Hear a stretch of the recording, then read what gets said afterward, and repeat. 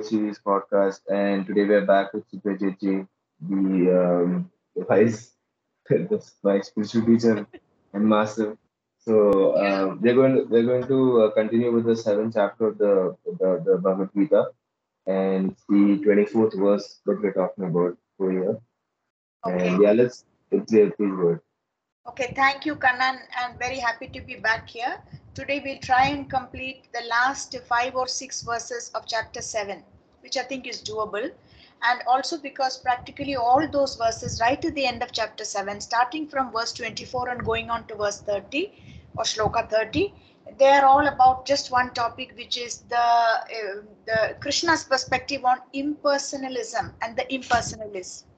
So earlier he had talked about demigod worship, and in pretty strong language in the previous verses, just before this, Krishna had condemned demigod worship, saying that those who really run after the demigods are people of Sumedha, Alpamedhasa, that is people of poor intelligence.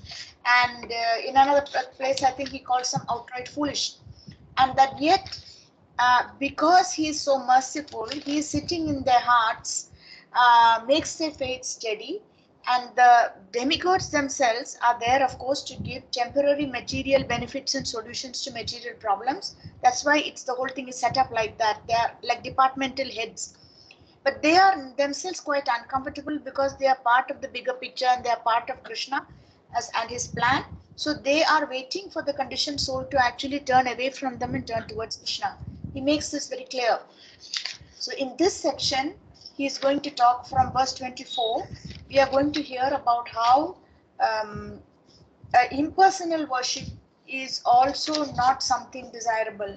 So, what we mean by impersonalist and impersonal philosophy, of course, one will, if you want to use the technical language, it is Advaita.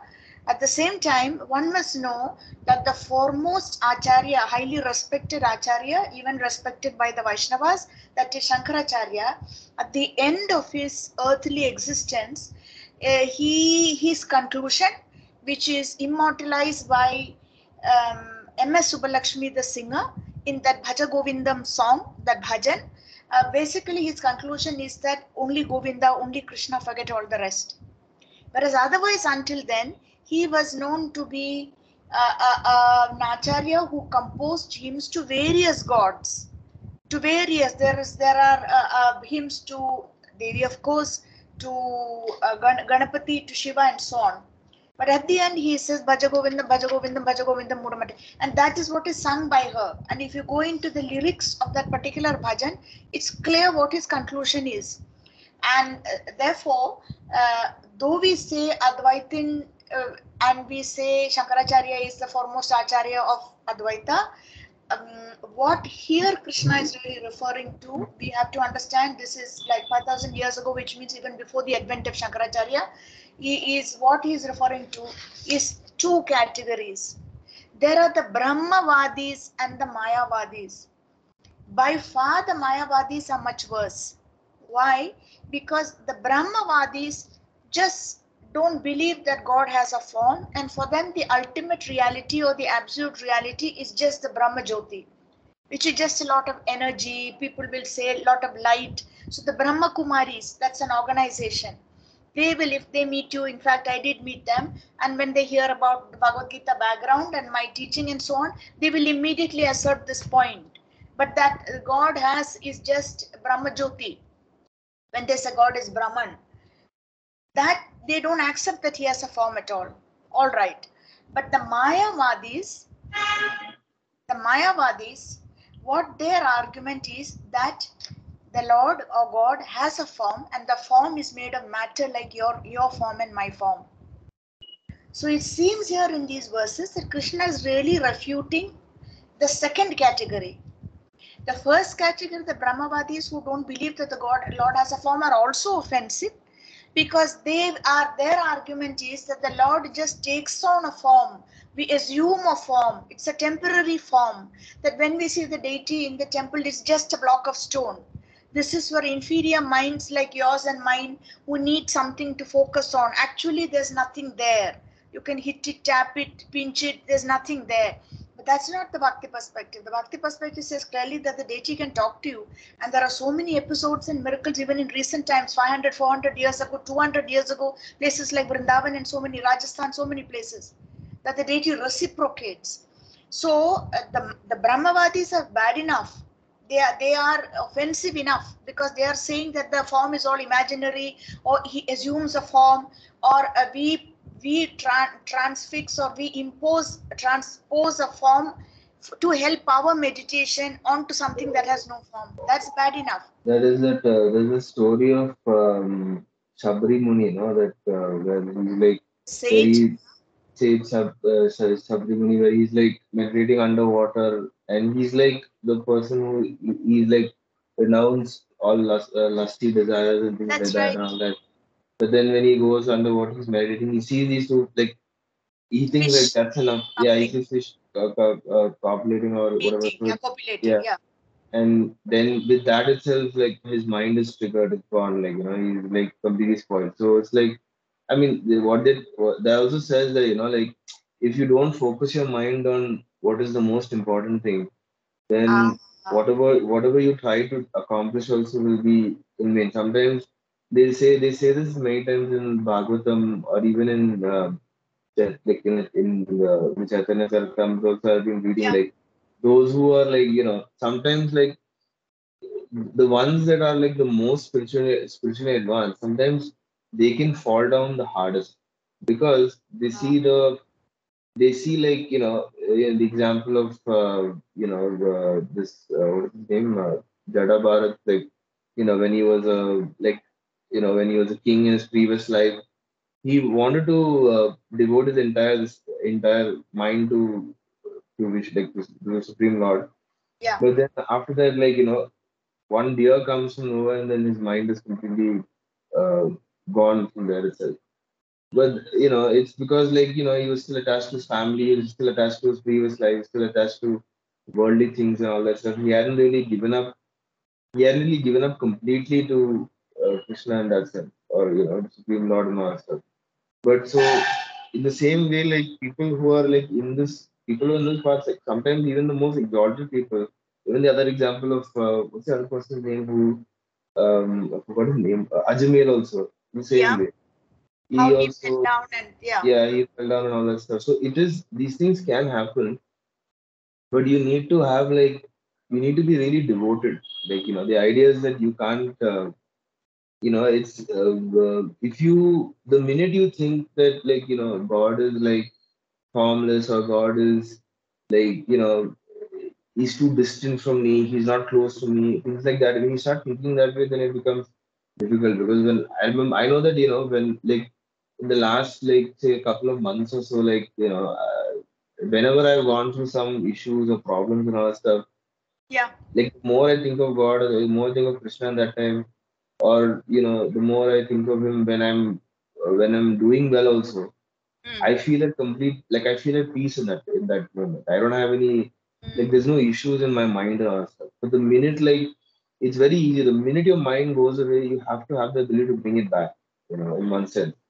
Yeah. So Okay. I mean, So I think you actually hit the nail on the head when you gave these two examples of Shabari Muni and the other one. Or the other one, what was the other example? Not Jada, Ajamil, Jada. Ajamil and Jada Yeah, Bharat. Jada Bharat. Okay. Because what you're really saying is that unless one forms a relationship with the personal form of the Lord or with the personal God, our senses and our normal sense attractions and sense desires and material attachments don't become spiritualized. Because only a personal God has the capacity to attract us to such an extent that everything else fails by comparison. Like you're saying, your worries fade away if you are in your mind able to focus, or in your meditation focus on a personal, whichever form of the Lord or one of the Lord's dasas, if it is Hanumanji. So that's crucial. That's the reason why Shabari Muni, though he had done such volumes of austerity, he had just suppressed his material desires and it all kind of blew up at the slightest provocation. So also with Jada Bharat, because he so systematically renounced, maybe a little prematurely, his worldly duties and connections, and gone and to live in the forest. And there he again fell into this business of so much obsession and affection for the baby deer. And Jamila, of course, one doesn't even have to. It's just so And obvious. also the actually even the other side also is true. Like if you see like Dhruva Maharaj, no? Yeah, Like he was like, I mean, he was kind of insulted by his own father, and he was told that, I mean, not, yeah, insulted by him, also insulted by his other, like, other mother or whatever, saying that, you will never reach, like, if you do want to get to this position where you want to be kingly or sit whatever, on then the you'll lap have of your sit on the father. lap of Yeah, father, then you'll have to pray to Lord Vishnu. He can only give you this or whatever. right. So with that dedication and focus, he go like at 5 years of age, he goes to the forest. He meditates like so strong with no like with no wavering, like nothing is like disturbing him, nothing is distracting him from anywhere. Not like Yeah, yeah, the other examples and all that, but nothing was stopping him from doing what he wanted to do. right. And the whole like the heavenly realm, everybody was like scared because the whole world was shaking by the power of his meditation. Yeah, And like then Vishnu comes, I mean Vishnu comes in that time, and then even in that moment when he's like almost like at 5 years of age, he's achieved what sages have been trying to do for lifetime. At just 5 years of age, he's been able to achieve it. So, right. but even then also, he still doesn't like, I mean, in one sense, he doesn't ask for the right thing in one sense. Like he asks to be basically like he wants to basically get that pleasure of you know of being with his like being his father or being the king or whatever this and that. And Yeah, Vishnu's like, yeah, he tells him like, your desires are very magnetic, very big and very stink. But I will definitely try my best to make sure that you have what you have. And then with that he goes away. And Dhruva Maharaj is like the minute Vishnu goes, he's like, oh, I made a mistake. that's right. I shouldn't have asked for this. I should just ask to be with him or to always remember the Serve him lotus feet for, of yeah. serve him. But then Because later on in his life he gets it. isn't there some statement how suddenly what he had hoped for and what has been granted by the four-armed Vishnu who appears and puts the conch shell on his head, suddenly Yeah. it all appears as useless as broken glass. Yeah. This broken glass analogy I remember either in the commentary or in actual verse. Yeah, as you said, because when a direct personal connection is made, then all our other frustrations or our very strong aspirations and desires also become less relevant, and also our misery and our fears. So the personal God idea, it's a crucial in Vaishnava faith, and that's the reason why Mayavad, listening to lectures from coming from a Mayavadi, not in the way you and I are doing it to broaden our understanding, but if one goes with total faith and sits in a saptaha, that is like a 1 week of Bhagavatam being taught by the Mayavad, which stressing very Mayavadi points, it's considered like drinking milk that has been tasted by the serpent, means it's already been poisoned. Why it's considered evil, it's considered something to be avoided at all costs. Why is it? Because it can actually block and contaminate and weaken our faith. A faith in what? They are also talking about faith. They very much believe in a supreme Lord, but it's because that faith in the personal God is the only thing that can actually get us out of here. Otherwise, we are stuck with strong glue, Mm. like lifetime after lifetime, we just come back here.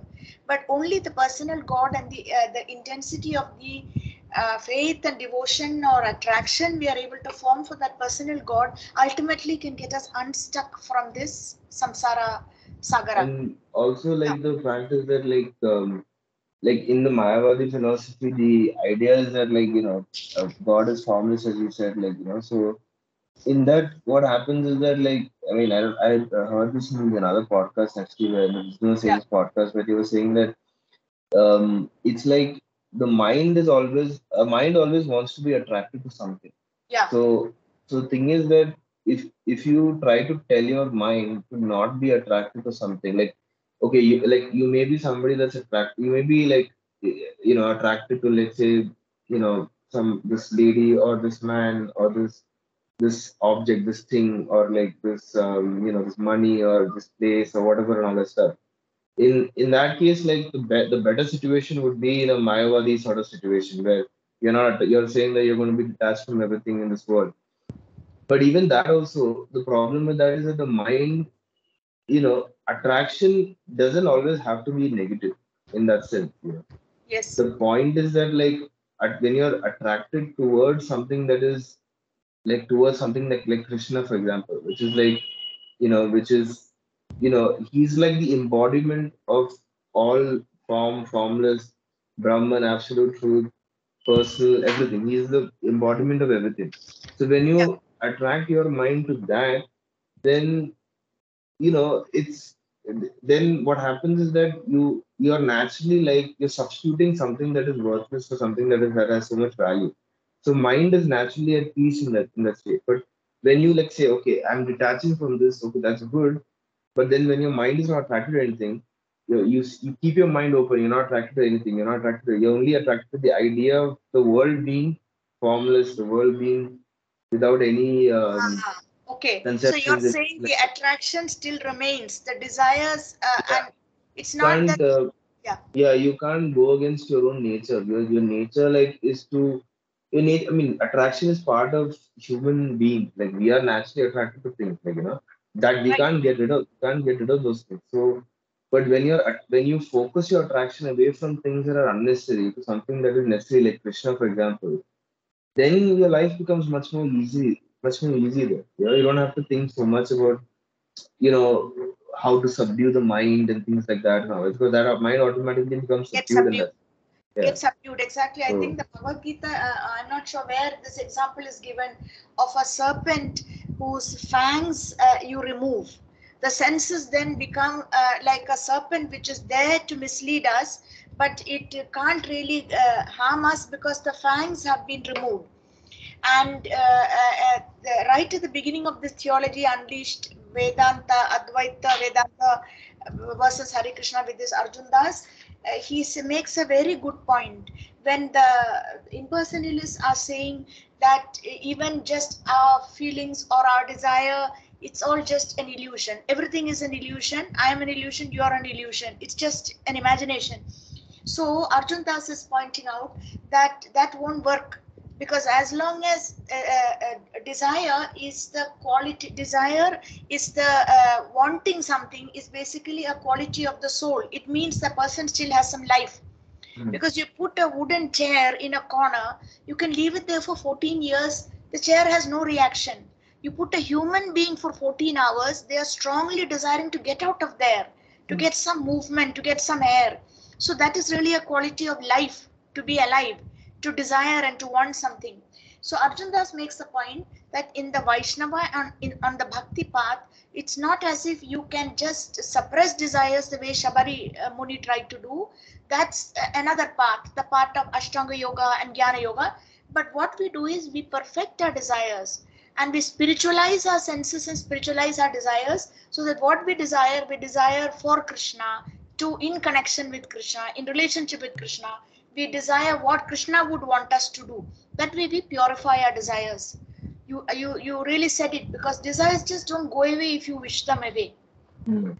So in that way, coming to this verse, so therefore he is strongly criticizing in verse 24. If you want to read the translation, unintelligent men who Yeah. do, yeah, read. Unintelligent men who do not know me perfectly think that I, the Supreme Personality of Godhead Krishna, was impersonal before and have now assumed this personality. Due to their small knowledge, they do not know my higher nature, which is imperishable and supreme.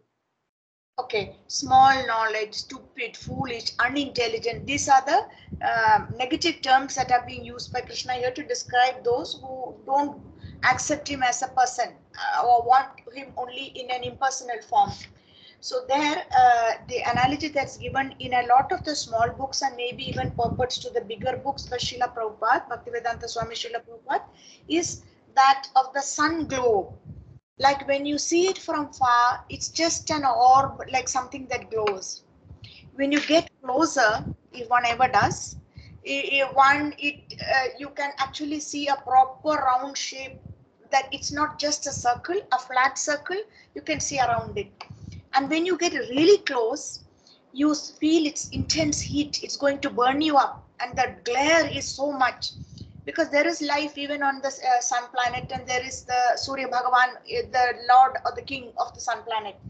So going by all this, so similarly with God realization has three stages. In the early stage, it is this impersonal form. You just see the glare and you talk about the Brahman realization.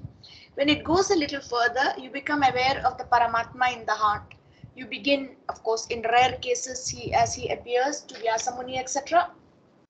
The forearm form. Even if you don't see the forearm form, you become aware that it's not just the jiva, you inside, there is somebody guiding all the time, and we get instructions, or we just begin to realize and accept there is Paramatma.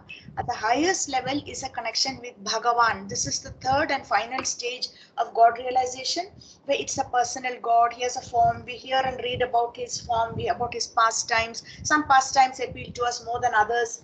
We hear about his qualities, his lotus shaped eyes, and how the ends of his eyes are little rose tinted, and often paintings try to recreate. His feet are so soft. Again, they are compared to lotus feet, like that.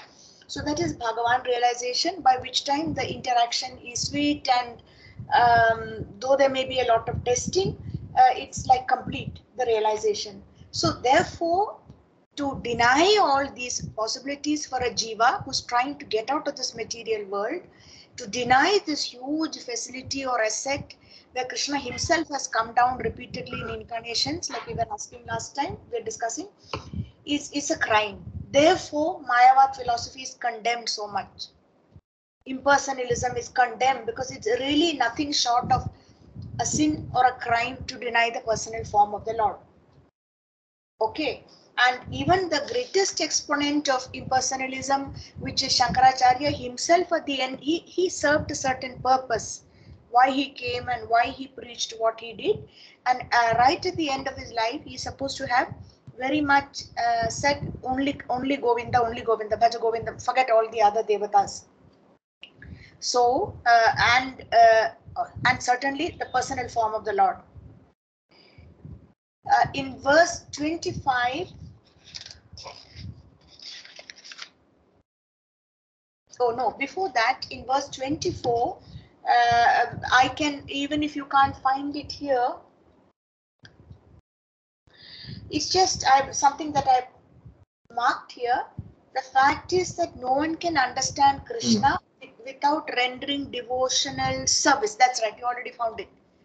Fact is, nobody can understand Krishna without rendering devotional service. This is a very important point, because unless you make some connection with the person, how can you understand what they're thinking, why they're thinking? Even in like office situations, we come up against some big glitch. There's some breakdown of communication and something very unfair is being done to us. Often you're stopped from going to the person who is doing it. There are so many barriers. He's too high up or she's too high up, no time. But if you're able to break those barriers and get there and hear from the person why he's passed a certain order or why she's taken a certain decision, everything becomes clearer. In a similar way, how can one understand Krishna unless one forms, by rendering devotional services, to make some connection with him? So you will see in most ISKCON temples, no matter the people who walk in, they may not have had a bath, they may not have had, they may have done the most terrible, what is considered the sinful activities, drugs or smoke or worse, and they may have eaten heavy non-veg or whatever, but they're immediately somehow connected to some service for the Lord. Ladies, we can make out they've not had a bath, either whatever, their lifestyle is different, but they are still asked to come and tie some flowers, something for the deities. Or else the men are often asked to go and help out after a big feast, after they have eaten a proper feast, to basically go and help clean the pots, or to help just arrange something. So arrange the books, dust out a cupboard where the bookshelves are, where the bookshop is, because straight away to somehow connect them with Krishna in service, and then keep giving them knowledge and keep giving them prasadam, so that everything together works like something like a volatile cocktail, and it I transforms. sometimes, yeah, that's actually very nice. Actually, the thing is like that made me realize like I think in Krishna, like when it comes to Krishna consciousness, or when it comes to the idea, I think most people like, I think they forget the idea that like Krishna's, I mean, you can worship him as a god and as a Yeah, deity. You yeah, can do that.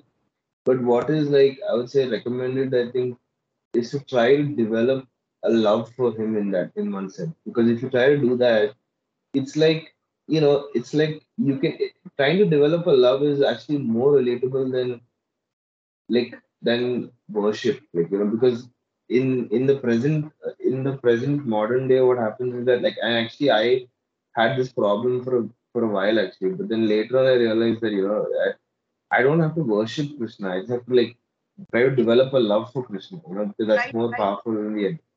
So, but I think the problem is that, like, when people try to worship Krishna, they see him as just as any other deity. Like, it's like worshipping Shiva or worshipping Ganesh or worshipping Hanuman or worshipping any other deity. It's like, oh, why should I worship this person? Let's say. Yeah. But then the thing is that, like, when you try to develop a love, then it's like, oh, then it's like a relationship, because in a relationship you are with somebody else, and this person, like, because any relationship, there's like now everything is perfect, so sometimes things won't go well. So the advantage of that is that when things don't go your way, you can always say, like, Krishna has your back. Krishna can help you.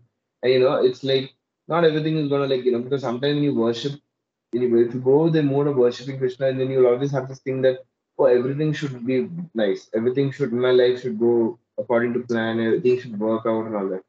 When you develop, but in any, like, let's say, if you any relationship you have, like, a relationship with your mother or whoever it Yes, is, yes. or there's always like ups and downs, right? Like, there's always like issues that are there, like there's always like problems, like, sometimes this person doesn't like it, this person doesn't like what you do, or that you don't like what this person does, like, so like like my mother or father or friend or whoever it is and all that. So Yeah. there's always issues that come, but at the same time you can kind of work around it, because there is like this love that's there. So that it's There's a something that you can't, like, relationship there's there. a relationship there. So Sure. that is more powerful, I would say, that than develop trying to worship him is like, it's again a very, like, and it's a very, like, one way sort of thing, I would say, because then again you're only thinking about your why you worshiping that person, because you think that you're going to get something from Krishna at that time. And Right. that's where, like, Krishna also said, I mean, I think, I don't know where, but I read it recently somewhere that, you know people worship other demigods because, I think it was in Chaitanya Charitamrita, I'm not sure, but I don't know where I read it, but I read it somewhere where people worship other demigods because, or was it in this? I think, no, it was in this chapter only. I Yeah. was going through the seventh chapter, where in Prabhupada says somewhere in the seventh chapter, like, people who are worshipping different demigods, they go to the different demigods ultimately. Um, but the thing is that the difference between worshipping demigods and Krishna is that Krishna doesn't accept your worship. He doesn't accept to be worshipped. He only accepts you when you love him, in one sense.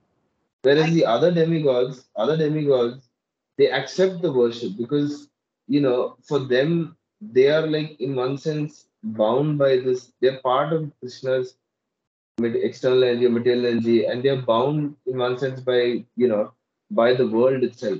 So they are also bound by the material energy. So they accept whatever, like, you go and pray to, let's say, Indra, or you go and pray to some god or whatever. You'll get what you want, but it won't be like, you won't get satisfaction. You'll always get suffering after that. You get into miseries and problems even after that also. But thing is, the reason why, like, it's very difficult to, like, worship Krishna, but Krishna doesn't, like, he won't accept it. He'll Yeah. just say, like, look, that's fine, but I want to develop a loving relationship with you. I don't want to develop a worship kind of. I don't want to be like a master of this and that. No. Yeah. Yeah. That's- You're right. Sorry for going too No, much and you're all that. right in everything you said. Thank you. The crucial word here is the demigods acts of worship because they are happy to play the role of order suppliers. You place an order, you make an offering in your mind, and you expect that order to be delivered. Like we really call GeoMart or whatever and place an order and expect, and then there is a transaction. You have some faith that they will deliver, you move the money, and then some items are missing and there's some adjustment made. So the demigods are happy to play that role to an extent. But Krishna has so much more to offer. That's why he doesn't accept worship. Because, of course, he accepts worship, But what he really wants is, like as you said, this loving, affectionate dealings and an affectionate way of approaching him. Because this other stuff of worship with the intention that something will be provided and some security will be given and some problems will go away, he does accept that, as he told us in 7.16. It is Mm. sakama bhakti, that is the people are approaching him some bhakti, but it is contaminated by certain desires. They are either in distress, they want him to remove their distress, they are short of money, they want money, or they're just curious, or they want real knowledge about him. It is sakama bhakti. He does accept that kind of worship, but he knows it is contaminated, but at least they've got started towards him. But I get your point that deep down in reality he is not interested in that kind of worship. That's also 100% true. He's waiting for the jiva to be able to offer an affectionate emotions towards him. Like in the case of Vidura, of course, Vidura was not just a startup devotee. He had such a long and strong connection with the Supreme Lord, even being a relative. But although in his confusion, he gave the plantain, the banana peels, they were also acceptable to Krishna, because he just took the sentiment. He was not interested in the item that was being offered as worship, or as just like when a great guest arrives in your house, the hospitality you show. Now the next verse, verse 25, he is saying again the same point. If you'd like to read out the translation. Yeah. I am never manifest to the foolish and and unintelligent. For them, I am covered by my internal potency, and Hmm. therefore they do not know that I am unborn and infallible. Okay, in this particular purport, what just the first few lines I'll read out. The example is given as Shishupala in the assembly, where Uh, Shishupala didn't see God, didn't see Krishna as a god. He refused to give. He insulted and refused to give respect, and it is Bhishma who put him in his place. See, it may be argued that since yeah, Krishna was, yeah, yeah, good. it may be argued that since Krishna was visible to everyone when he was present on this earth, then how can it be said that he is not manifest to everyone? Point is that actually his greatness was not manifest to everyone, but actually he was not manifest to everyone. When Krishna was present, there were only a few people who could understand him to be the Supreme Personality of Godhead. In the assembly of Kurus, when Shishupala spoke against Krishna's being elected president of the assembly, Bhishma supported the Lord and proclaimed him to be the supreme god. Similarly, the Pandavas and a few others knew who Krishna was, but not everyone. He was not revealed to the non-devotees and the common man. Now the question arises, what happens to people, what really technically happens to them when they are not able to see God, even if they're actually so fortunate that God is standing in that very arena or around them. It is Krishna's internal potency or energy, which is called Maya, which is in two forms, which does this job. There is Mahamaya and there is Yogamaya. Mahamaya's job is basically to cover the vision of the ordinary, sinful, envious people who are not qualified to see the Lord or to approach Him. So they don't see Him. They just see Him as a common man and they lose their chance completely. But the other Yoga Maya also does this covering business, but in a very different way. Yoga Maya works to enhance the sweetness of Krishna's Leelas. Yoga Maya example would be when Mother Yashoda mistakes her child to be an ordinary child running away and runs after him with a stick, or catches him eating mud, and then when his mouth is opened, she sees all the planetary systems or the universes, and she's so baffled she faints. But Yogamaya comes, the very fact that she could chase the Supreme Personality of Godhead with a stick like an ordinary child is Yogamaya at work, because Krishna loves that completely non-worshipful, non-respectful dealings, though it's his own mother. So he is busy running and she's running after him. That is Yogamaya at work, to increase the sweetness of his leelas. And similarly, after that, also, when briefly she sees that this must be God, because otherwise, how inside his mouth she can see all this, she faints, so that because Yogamaya takes over to completely block that out. If she is after that perpetually looking at her son and saying, "Gosh, this is God, it will ruin everything." She won't be tying him to the mortar, and that mortar then won't get pulled by naughty Krishna and bring down the two trees, and so on.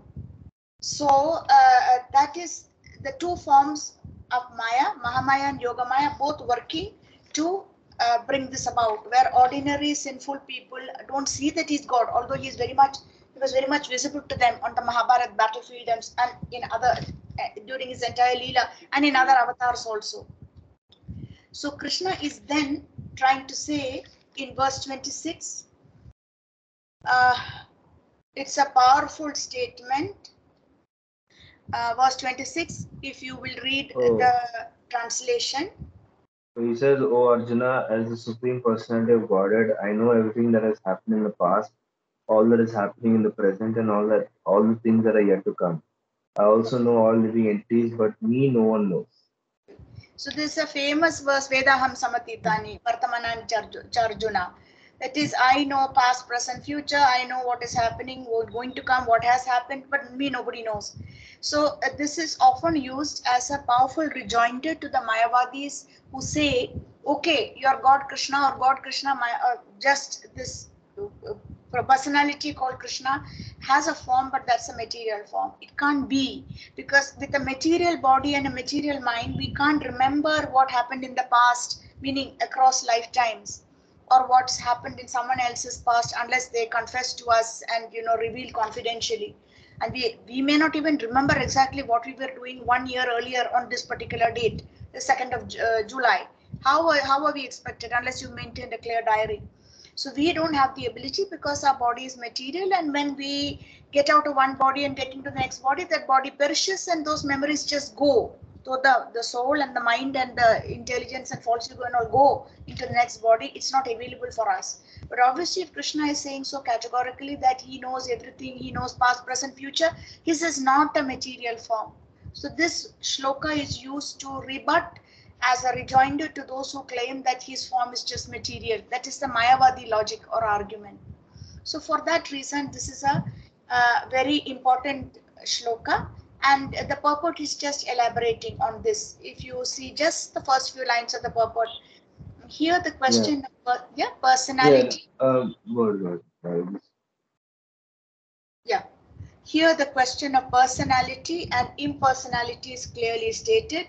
If Krishna, the supreme personality of Godhead, were material or Maya, as the impersonal considers him to be, then like us, when he changes his body, he wouldn't be able to remember his past life, nor can he foretell his future life, nor can he predict the outcome of his present life. Therefore, so on. Unless one is liberated from material contamination, he cannot know past, present, and future. Therefore, Krishna is not an ordinary human being at all. All right. Now, then coming back to why is it that the ordinary conditioned soul is not able to see the Lord when he's actually present, or recognize his greatness, or refuse, even if he's not present, as in our times he's not present. We are not now in Dwapara Yuga, or we were not 500 years ago when Chaitanya Mahaprabhu appeared, or any of the other avatars earlier. Why is it that we forget, or not able to see his greatness, or not able to see God for as God? And why is it that we are not able to be aware of him at all? It's because this is what is given. The next verse, again a famous verse, Ichha Dvesha Samuttena Dvanda Mohena Bharata. These two qualities, Ichha, I like, Dvesha, I hate, I don't want, I dislike. These two things, we are forever in a pendulum. Samutena, Dvanda Mohena. These are the two branches of illusion that basically trap every jiva. And Sarva Bhutani Sammoham Sarge Yanti Parantapa. O Sion, or that is coming in the line of Bharata, O conqueror of the foe, all living entities are born into delusion. The minute you get here, bewildered by dualities arising from desire and hate.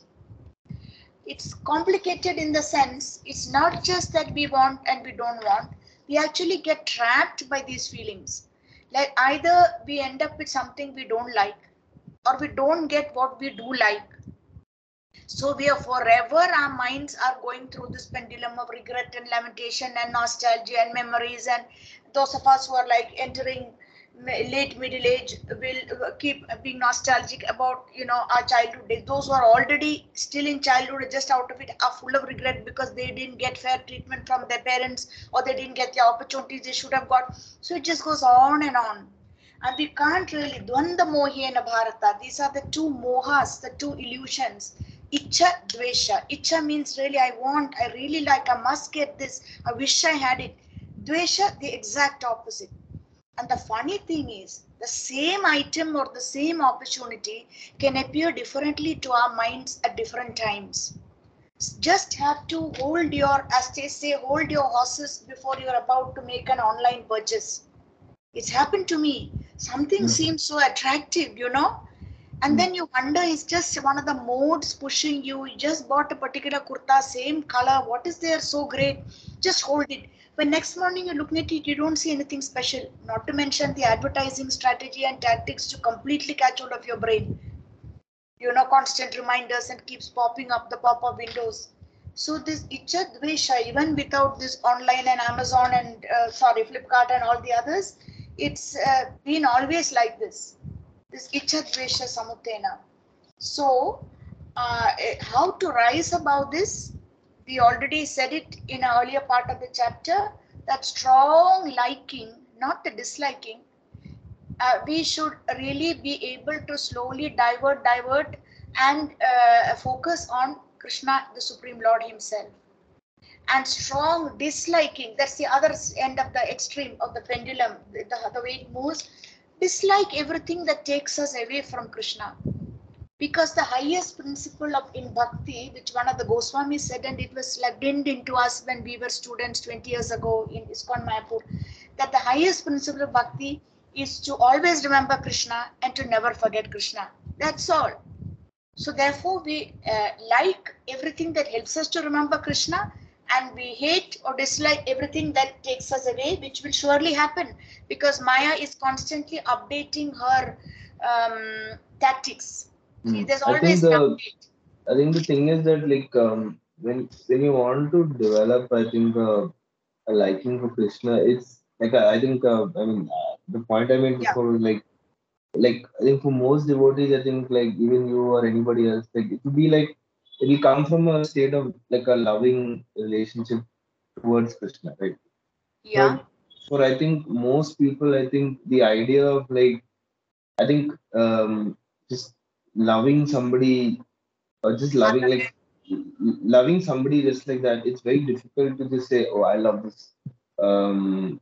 this person or I love this thing, like whatever and all, because the idea is that like you know it's like when you're trying to explain like yeah, the philosophy is basically about love. So when we try to explain to somebody else, it says that oh, but how do I get into Krishna consciousness? The simple thing is that you have to develop a sense of love. You have to develop this idea of love, which is that you have to be able to love something that you don't know. And I think the problem is that for a lot of people, like they don't have some they don't have trust, and they don't have so much of because most of the time when they meet people, whether it's new people or old people, they're either trying to take advantage of us or they're trying to what do you say, like they're trying to do something that would make us feel bad or make us feel upset or make us feel just Yeah, make us yeah. feel bad.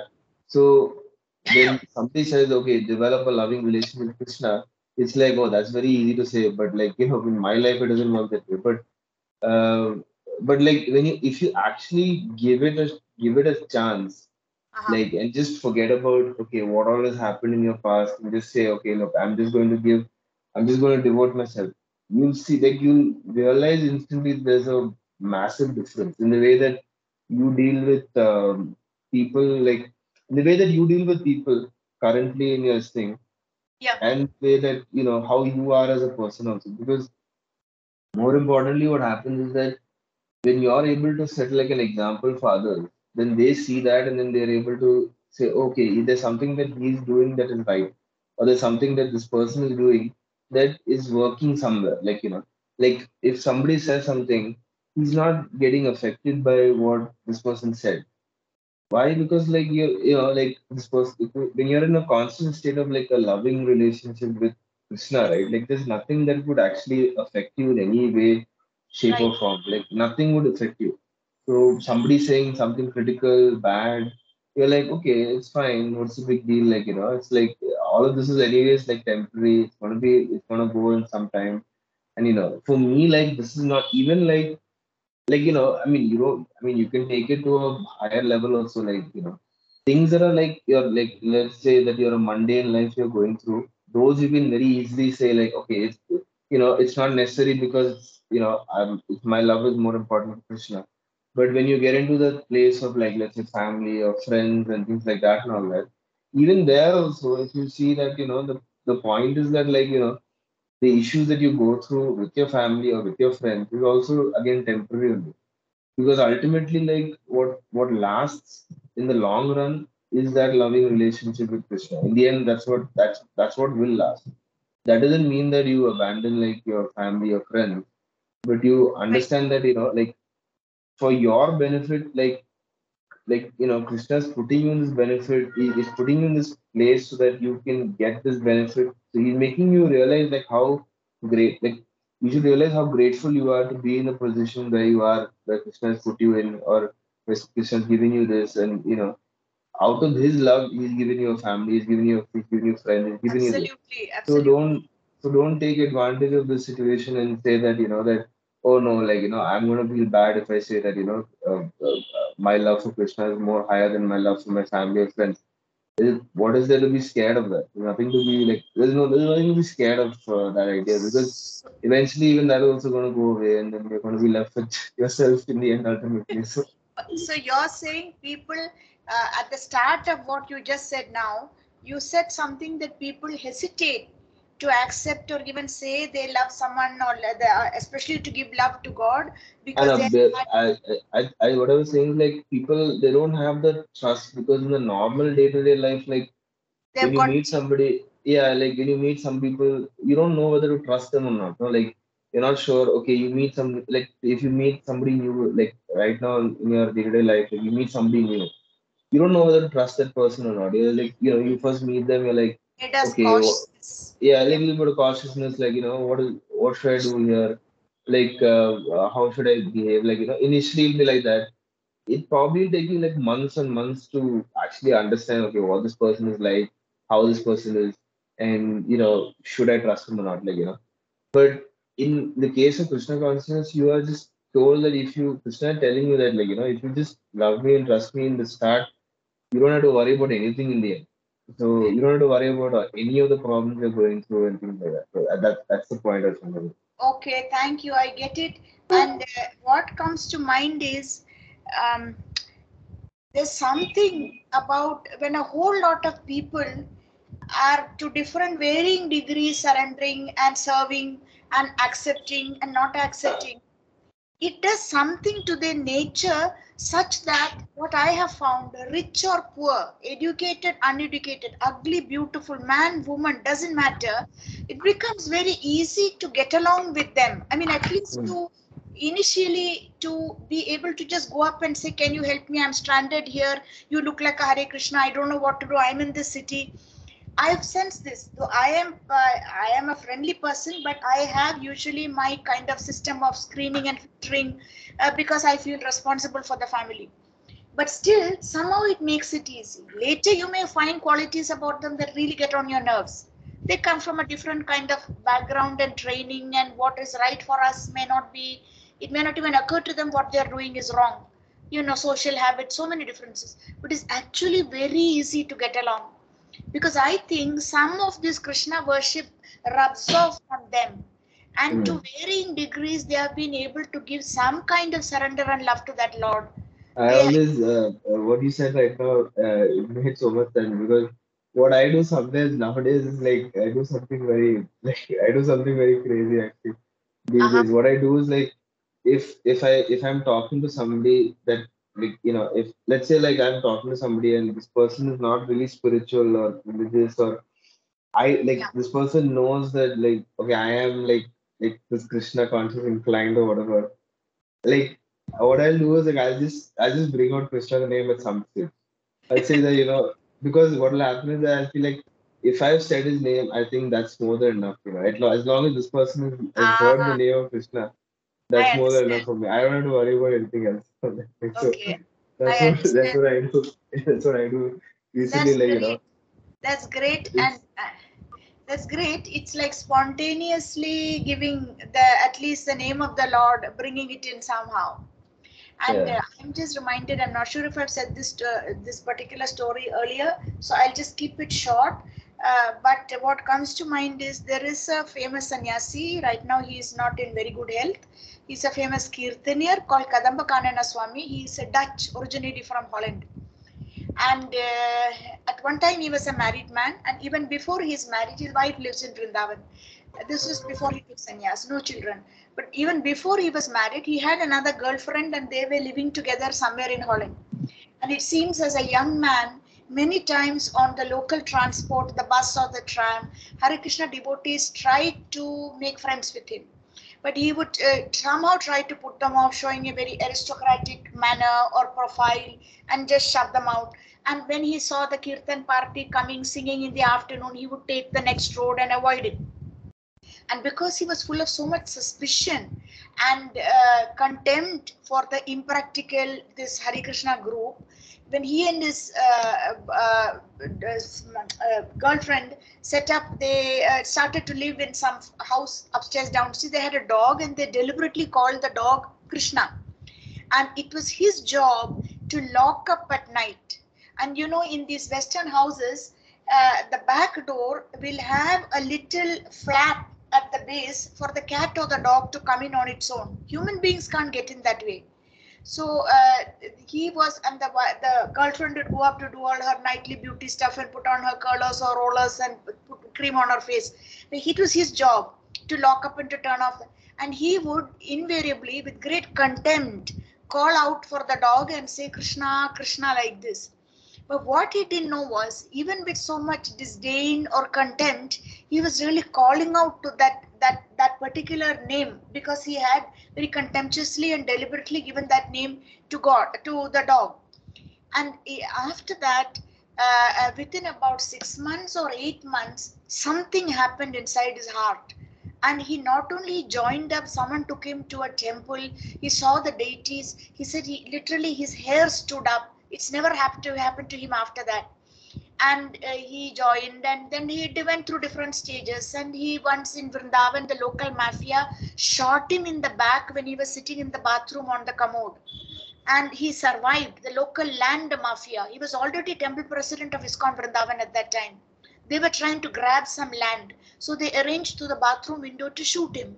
Now what happened was, he was in excruciating pain subsequently for months, because the spine had been affected. He overcame it, and then he went on to walk. Another time he got hurtled out of a moving car.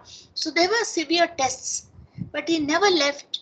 And he's had a glorious innings as a Krishna devotee, and has guided, and is very considerate and kind and knowledgeable, and a great lover of the Chaitanya Charitamrita, and so on. So Kadamba Kanana Swami, his kirtans are famous, beautiful voice, and when he really gets worked up, he sets the floor on fire with all the young men and women dancing in kirtan like this. So just see where it began. Like you so said, it's just like Krishna, in the Bhagavad Gita, that ninth chapter says, no, like Tesham Nitya Virtanam Yoga Shevam Mahamayam, where I give you what. know I carry what they lack and I preserve what they have. So in that sense, like, I mean, the person who he named the dog Krishna because he thought that the dog was like a lower form of Right. existence or being than a human being and all that. Krishna would have been like, yeah, I'm perfectly fine being a dog. I don't have any issues because he's like, because I mean, the idea is that every living entity is same, like, in one sense and all that. So what he thought is like a disrespect by putting like God's name on a dog. God's not going to be so upset by that, Nachi, or I Nachi, mean, yeah. Krishna's not going to be so upset by that. And so in that case, like, but in the end, ultimately, like. like what he said, like it worked out in the end because like he kept on saying the name of Krishna, and so then ultimately like he it got him onto this path, because that's what happens to people like even what's his name, Kamsa, where he's constantly Constantly thinking of thinking.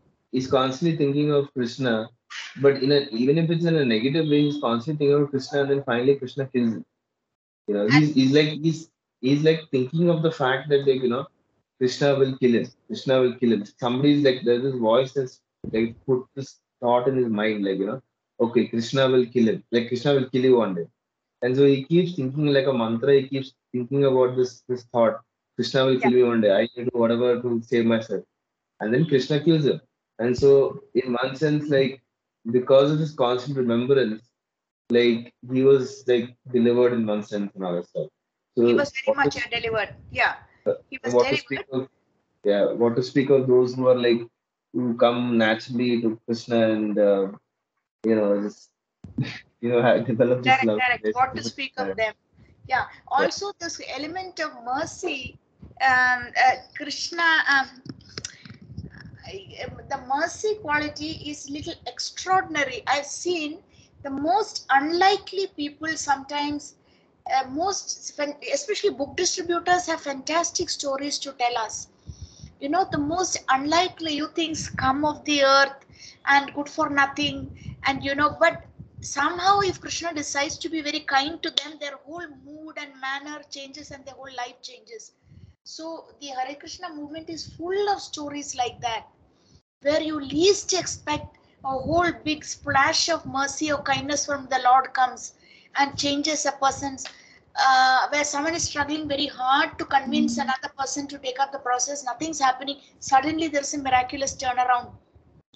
So it's altogether a real win-win situation. There's nothing to doubt about it, no matter what tests and trials come. So in verse 28, therefore, the next question arises: who are the people then who basically do take to Krishna and are able to see him when he's manifest and are not bewildered by the illusory energy? The answer is given here. Please read verse 28, the translation. Yeah, persons who have acted piously in previous lives and in this life, and whose sinful actions are completely eradicated, are freed from the dualities of delusion. They engage themselves in my service with determination. Yeah. So persons who've acted piously in previous lives and in this life and whose sinful actions are completely eradicated. Here he is talking about a kind of top level devotee who is able to see him when he is actually manifest. Alright, because we are told that Bhishma came to support him. Shishupala was blind at the Krishna assembly and refused to make him president or whatever, to make him allow him to chair the meeting. And in the purport, we are told those eligible for elevation to the transcendental position are mentioned in this verse. For those who are sinful, atheistic, foolish, deceitful, it's very difficult to transcend the duality of desire and hate. Only those who have passed their lives in practicing the regulative principles of religion, who have acted piously, and who have conquered sinful reactions can accept devotional service and gradually rise to the pure knowledge of the Supreme Personality of Godhead. This is another thing that we have to keep in mind. Even if someone seems not at all interested in starting in this life, any attempt we make towards them is adding up in their bank account of pious credits. And if not in this life, in another life, it will all get added up as Agyata Sukriti. If unknowingly they support the Krishna cause in some way, they read a page, they listen to you, they help you, help me, who are on this path, they get benefit, because Krishna says somewhere else that he is most pleased not when he is given service, but when his devotees are given help, service, assistance, that pleases him even more. So, therefore, persons who have acted previously in prayer, they are the people who are like topmost devotees. And if you see the last paragraph in this purport, it is stated in the Srimad Bhagavatam 5.5.2 that if one actually wants to be liberated, he must render service to the devotees. Mahat Sevam Dwaram Ahur Vimukte. One who associates with materialistic people is on the path leading to the darkest region of existence. Tamo dwaram yoshitam sangi sangam.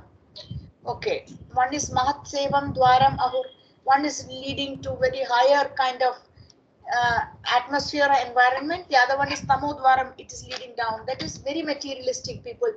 That will not mean people like just having to keep a material job or a material existence, or like I have to go to the gas agency to pursue the transfer of the gas connection. It doesn't mean things like this. It means that those who really relish the company of materialistic minded people engaged in mundane and often very sinful activities. That is where this Tamodwaram opens up for them. The door to darkness opens up. All the devotees of the Lord traverse this earth just to recover the conditioned souls from the delusion. So, therefore, uh, like even little bits, like they say, little drops of water make the mighty ocean. Small things we do, especially in our early days in Krishna consciousness. Later, when you look back, they will strike. They may be the things that the please the Lord much more than major achievements and major accomplishments later. In those beginning steps, like in a parent's mind, nowadays of course you have photos and selfie and whatnot, but in a parent's mind, however great a son or daughter may go on to be later in life, maybe what pleases most is when he or she first learned to walk and fell 2 3 times and looked really silly or foolish and howled, and then was held up again by the hand and then learned to walk. So similarly, if you just look back at the small things we did, I remember, for example, uh, there was no proper center in Guruvayur. Shortly after we came, joined, we were asked to go to Guru. There was a general trip to Guruvayur, and someone said there is a devotee family living. They worship Jagannath. Why don't you go there? And I went and saw. It was a lady who was working as a nurse in America, coming occasionally. Husband not in favor. 2 children. She was coming occasionally and opening up this drawing room, which was supposed to serve like a Hare Krishna center. When she was around, some visiting sannyasi would come and give. There were deities, and I just felt the deities looked so sorry and uncared for, in the sense because she was not there half the time, and it was a struggling situation. Now it's not like that at all, and the deities didn't have proper clothes. Now what I did was, I didn't know any stitching. You see, that's the best bit. I didn't know how to handle a sewing machine. But I came back and went to Chale and bought lavender colored satin cloth. And just because Jagannath clothes are very easy, there's nothing. It's just 2 hands and a face.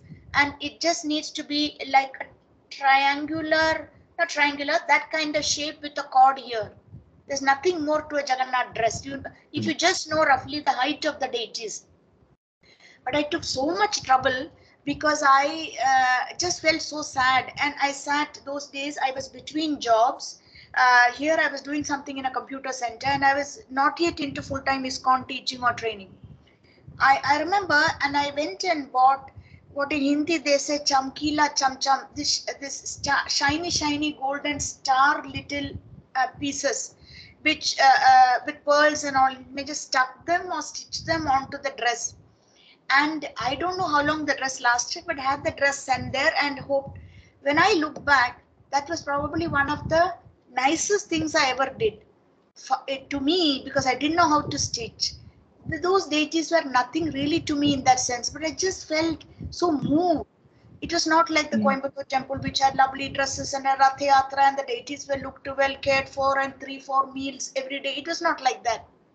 And when I look back, I helped teach Bhagavad Gita to so many batches of ladies, to students in Mayapur. But more than all that, that spontaneous and fresh activity that I did at that time, it really stands out in my mind. And And I think that's because it came from a place of like pure loving devotion to Krishna yeah, community. I just Because felt otherwise, correct. otherwise when you're engaged in activities that like I mean people talk about the Rath Yatra and festivals like that. It can be a bit like robotic or a little bit structured like this and things like that. Mechanical Like becomes mechanical like. mechanical. But like when you're Correct. doing something like out of when you say that, okay, I will, I want to buy this deity of Krishna, and I want to take care of this deity of Krishna, take care of it and dress it up and do these kind of things and all that on a day-to-day basis. That I think would create a lot more, let's say, devotional service in the heart, because like you're taking the time to like take care of this thing and give it like some kind of something, I don't know, something, Like make it special. priority in my Yeah, life, despite not being really trained, that you spontaneously give some priority and do some service. yeah, It is a yeah, service, no, that yeah. commitment, or that affectionate commitment is service, definitely. So the last two verses of this chapter, Krishna is just reiterating, he's closing the chapter, and he's saying that basically in verse 29, just read this. Intelligent. Intelligent persons who are endeavoring for liberation from old age and death take refuge in me in devotional service. They are actually Brahman because they entirely know everything about transcendental activity. Okay, so these are people who are endeavoring for liberation from old age and death, take refuge in me, meaning they don't want to be born again. They're actually Brahman. Here it means they are spirit soul, because they are fully spiritualized. Their consciousness is spiritual because they entirely know everything about transcendental activities. And in the purport it says, birth, death, old age, disease affect the material body, but not the spiritual body. There is no birth, death, old age, disease for the spiritual body. So we are all just waiting for that lifetime when we can actually get out of here and attain a spiritual body, or become one of the associates of the Supreme Personality of Godhead and engage in eternal service. Fine. Aham Brahmasmi, which is a famous phrase, Hmm. it just means I am spirit. Nothing wrong with that. I am spirit. It is said that one should understand that he is spirit first. That's the first stage. This Brahman conception of life is also there in devotional services described in this verse. The pure, but where maybe Advaitins will say Aham Brahmasmi as a rather high stage in spiritual advancement. For the Vaishnavas and for the Bhakti path, it's just a beginning stage. You understand that you're spirit soul. I am Brahman, or I am spirit. After that, what? You then understand that there is also a Parabrahman or a Paramatma. There's a difference. In quality, it's the same, but there's a difference in terms of level and the quantity of powers, etc. Next, what happens? Something clicks, like a bulb goes off in our brain, to put it in modern lingo or language, and you understand that we are supposed to always engage in service to that Parabrahman or Paramatma, because that's what we are meant to do. We are meant basically to be a servant of the Lord. So there's many stages to go apart from just coming to the conclusion Aham Brahmasmi. That's where the Vaishnava faith differs from impersonal worship. And the rest of it of this purport, verse 29, is just summarizing four kinds of impure devotees who engage themselves in the services of the Lord, achieve their respective goods. Why are they impure? Because remember, there were sakama bhaktas, sakama, with some longing or desire. They either wanted money, or they wanted freedom from their misery and distress, or they were just curious, nothing wrong in that. They want some the curiosity to be fulfilled, and lastly they were keen to get knowledge. So all of it is supposed to be slightly contaminated, but Krishna welcomes even them and accepts what they have to offer because they have got going. And at the end of this para, only persons who perform activities in Krishna consciousness are actually entitled to be called Brahman, because they are actually endeavoring to reach the Krishna planet. Such persons have no misgivings about Krishna, and thus they are factually Brahman. Those who are engaged in worshipping the form or the Archa Vigraha of the Lord, that is or who are engaged in meditation on the Lord simply for liberation from material bondage, also know by the grace of the Lord the purports of Brahman, Adibhuta, etc., as explained by the Lord in the next chapter. I'm not sure I understand this. Those who are engaged in worshipping the form or Archa simply for meditation from it, liberation. Okay, so this is a slightly inferior category. They are worshipping the Lord because they want something. They want liberation from material bondage. And that's not a very high understanding, because a true bhakta would say, I don't care if I am born again and again if I can be engaged in your service. Yeah. Because if always you're going to walk with me and you're there in the heart and I am fully aware, then how does it matter whether I'm in this material world or I'm in the spiritual world? So this last para is talking about a slightly inferior version of the same worship that is being given or service, because that person just wants to be liberated from material bondage. And the last verse here, which closes the seventh chapter, uh, yeah. Yeah, anyway, so those in full consciousness of me, who know me, the Supreme Lord, to be the governing principle of the material manifestation of the demigods and of all methods of sacrifice, can understand and know me, the Supreme Personality of Godhead, even at the time of death. Hmm. So those who are fully conscious can understand and know me, the Supreme Personality of Godhead, even at that. Why is death specifically mentioned? Because often death is very painful. We are in a state of distraction because we are frightened. We don't know where we are going, and just the physical pain when the soul has to try to exit the body. It's I don't know if I've told the story before, but just very briefly, there was a very young Prabhupada disciple, a Western lady, who came with a whole lot of other disciples in the 1970s and again in the 1980s to Kerala for Ayurvedic treatment because she suffered from juvenile arthritis. From a very young age, her body turned arthritic. It's a name. I'm not getting a name. I'll find the article and send it to you. So happened she met and fell in love with, or some arrangement was made, and she married a member of the Kottakkal warrior family.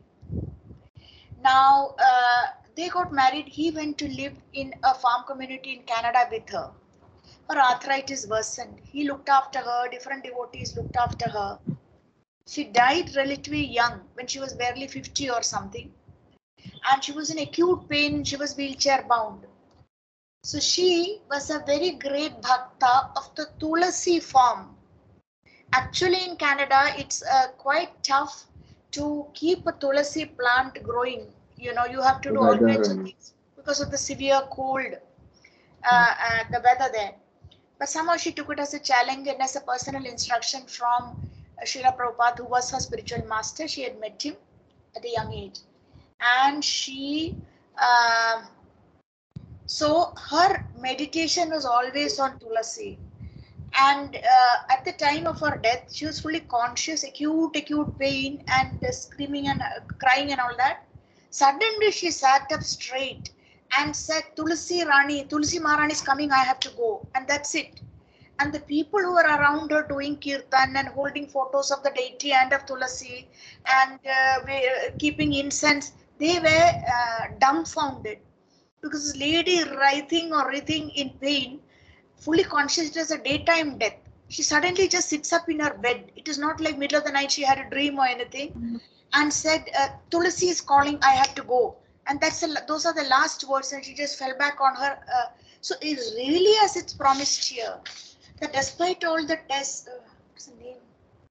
Well, get the name. I know his name. His name was Sanatana something Das. He was. I met him also in Coimbatore, Malayali. So she was not just she. It's saying here very clearly that those who really live for me and engage themselves with determination, even at the time of death, they will understand and know me even at the time of death. So that, why is it so important to remember the Lord at the time of death? Because it very much determines your next destination. It is something auspicious, and the Lord has personally come to help you no matter what mistakes you've made or what you couldn't do or could do. So this purport is just going on about just elaborating on this. We're not going to read the whole purport today, but with this we close chapter 7, and next class we can start chapter 8, which is another glorious chapter. All these chapter 8, chapter 9, we can start next class. And if you like, next class we can straight away fix a time for 4:30, and I mm. can adjust my evening duties in such a way that we can carry on till 6:30. I mean, I would, Let I me know. think today, yeah, I'll let you know. I don't want you to like go through No, some I can difficulty adjust. or some. No, I can adjust. Meaning, I just make sure that I cook the dinner earlier so that I can keep going till 6:30, 6:45, like that. Okay, I'll let you know anyways. Like Let me know. that today, I'll let you know. Yeah. Okay. So, all right. Yes. So I'll just end the recording. just thank you so much. Okay, thank you, Kanan. See you next time. Mm, Hari all Bol. right. Jai